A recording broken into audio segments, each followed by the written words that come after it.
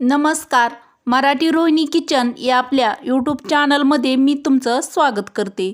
तर माझ्या प्रत्येक सुगरणीसाठी अत्यंत खास व भन्नाट किचन टिप आज आपण बघणार आहोत. चला तर मग व्हिडिओला सुरुवात करूया. Tip number 1. वाटण वाटताना आधी खोबरे बारीक करून घ्यावे. नंतर बाकीचे साहित्य घालून कोरडे वाटून घ्यावे. पाण्याचा वापर अजिबात करू नये. पाण्याऐवजी तुम्ही त्यामध्ये थोडेसे मीठ व 2 चमचे तेल घालून वाटून घ्या. तेलामुळे वाटण एकदम बारीक वाटले जाते व आठवड्याभरासाठी ते छान टिकते. तर आठवड्याचं वाटण आपण झटपट स्वयंपाकासाठी बनवत असतो, तर ते वाटण बनवताना तुम्ही ही टीप नक्की फॉलो करा. Tip number 2. जर तुम्ही दूर कुठेतरी किंवा सहलीवर जाणार असाल तर पिठात पाण्याऐवजी दूध टाका.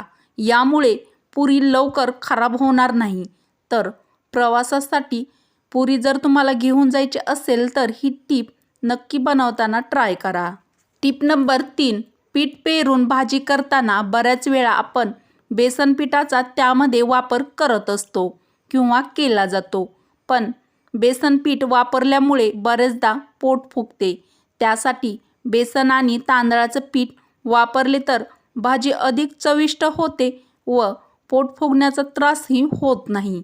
पीठ पेरून भाजी बनवताना तुम्ही ही टीप नक्की ट्राय करा व टीप आवडली असेल तर एक लाईक नक्की करा. Tip number 4. साधी शेव किंवा लसूणी शेव करताना ती अधिक खुसखुशीत व्हावी म्हणून डाळीच्या पिठात थोडेसे साबुदाण्याचे पीठ घालावे. यामुळे साधी शेव किंवा लसूण शेव अतिशय खुसखुशीत अशी होते. प्रत्येक महाराष्ट्रीयन घरामध्ये कांदे पोहे हे बनवले जातात. Tip number 5. पोहे बनवल्यानंतर काही वेळाने जर ते कोरडे आणि कडक होत असतील तर बनवताना त्यात काही चमचे दूध घाला. असे केल्याने पोहे बराच काळ मऊ राहतात. तर पोहे बनवताना तुम्ही ही टीप नक्की ट्राय करा. साधी सोपी पण अतिशय खास टीप नंबर 6. भात शिजवताना जर कुकरशिवाय शिजवायचा असेल तर त्यात 1 चमचा तूप घालायला हवं. यामुळे भात मोकळा मोकळा असा होतो. तर भात बनवताना तुम्ही ही टीप नक्की ट्राय करा. अत्यंत उपयुक्त पुढील टीप आहे टीप नंबर 7.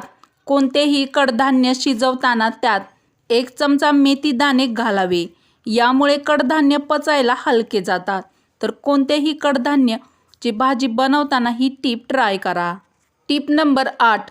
आठवड्याच्या वाटणात कोथिंबीर न टाकता धने भाजून घालावे, कारण कोथिंबीरमुळे वाटण लवकर खराब होते.